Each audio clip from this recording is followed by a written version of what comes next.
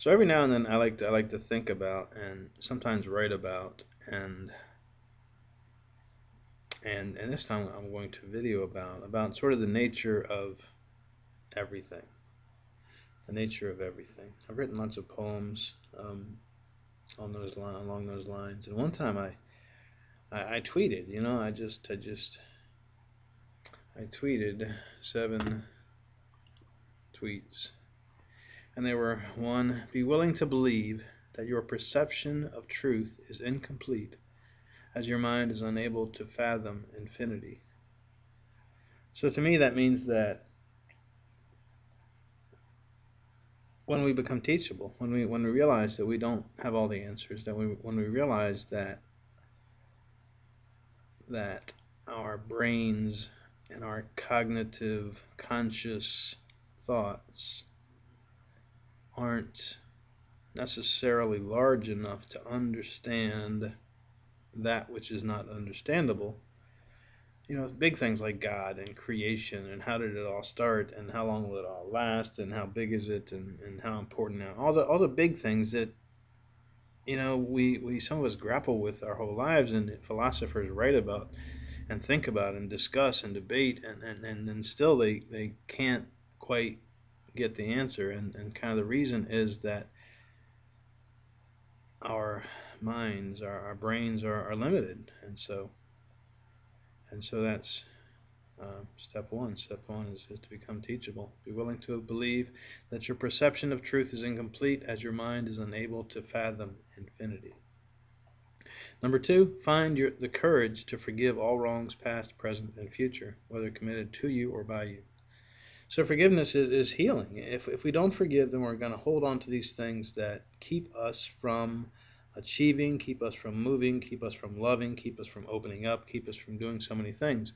The worst sin imaginable is unforgiveness. Whether I'm not forgiving myself or I'm not forgiving somebody else, I close myself off to the possibilities of further understanding, further closeness, further love.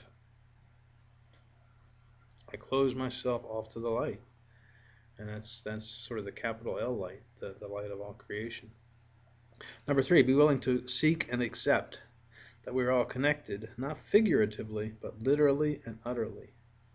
And so it's not just an abstract concept. It's not just an abstract idea that you and I are one. It absolutely is true. It absolutely is true at a subatomic, energetic, psychic, spiritual, mystical. Again, it's not understandable because of number one, remember?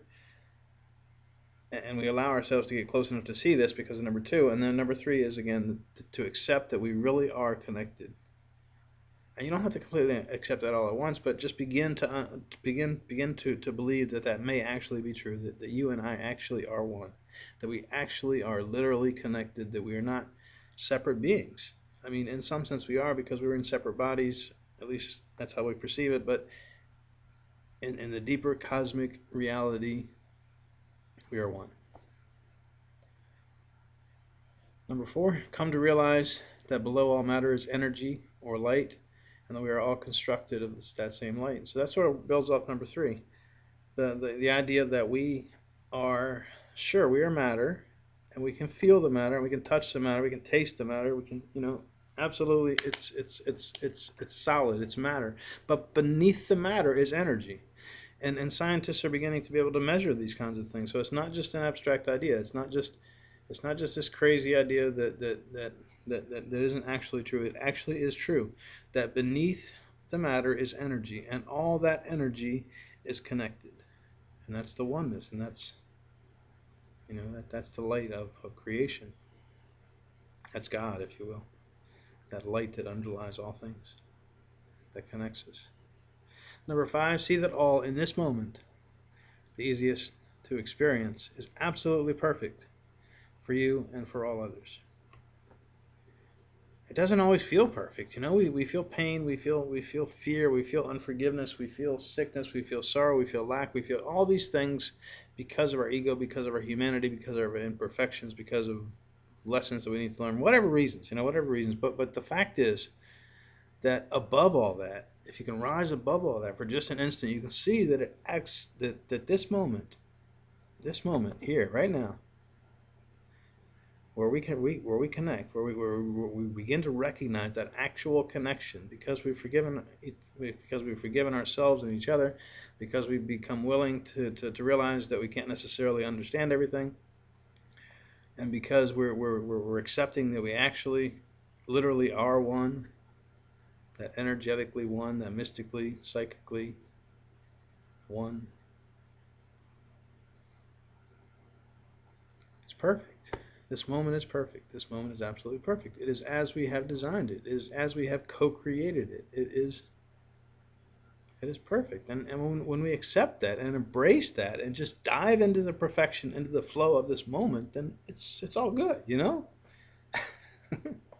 And when I'm in that place, that's when I giggle, and that's when I dance, and that's when there's no reason not to be happy, you know? If joy is the highest expression of emotion that I know, then why not be in joy as long as everything is perfect? And so that's number 5. See that all in this moment, the easiest moment to experience, is absolutely perfect for you and for all others. Let me talk a little bit more about the easiest moment to experience, because, Einstein was right. The time is indeed relative. And, time can be transcended, and time can be warped and moved, and we can get outside of time. If we get in deep meditative, transcendental kind of states, we can realize and then actually actualize that time is meaningless. But in this realm of humanity, it's easiest to see this moment right here. And so in this moment, not next year, not next week, and not last week, not in the past, not in the future, but in this moment, everything absolutely is perfect. Number 6, prepare to leap to higher levels of love, joy, and bliss, and then leap. And so, sure, there's a recognition that sometimes it takes a little bit of time to prepare for that leap into the abyss, into the emptiness, into the perfection of nirvana, heaven, peace, the crucible of creation. It's got so many names, but they all kind of mean the same. And when you get to this point, you even if you don't, again, understand it. Remember, number one says we can't really understand this stuff, but it's real anyway. It's real anyway. And as we prepare and we recognize that we don't have to understand it, but we're open enough, and we've let go of our burdens, we've forgiven enough, and we realize that it's all matter. It's all matter, and at the same time, it's all energy, and we're all connected. And then it's time. Then it's time to just leap. Just dive in. It's time to just dive in. It's a little bit scary, but we stand here for a minute or for a year or for 10 years, and eventually we get to the point where we get tired of just standing here looking at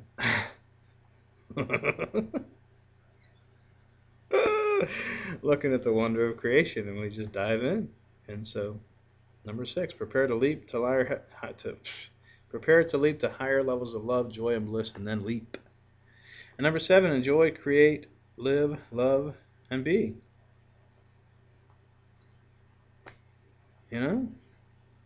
Joseph Campbell said, follow your bliss. Follow your bliss. I mean, that's kind of what it is. What makes you the most happy? Try and do that. And then, what else makes you happy? Try and do some of that too.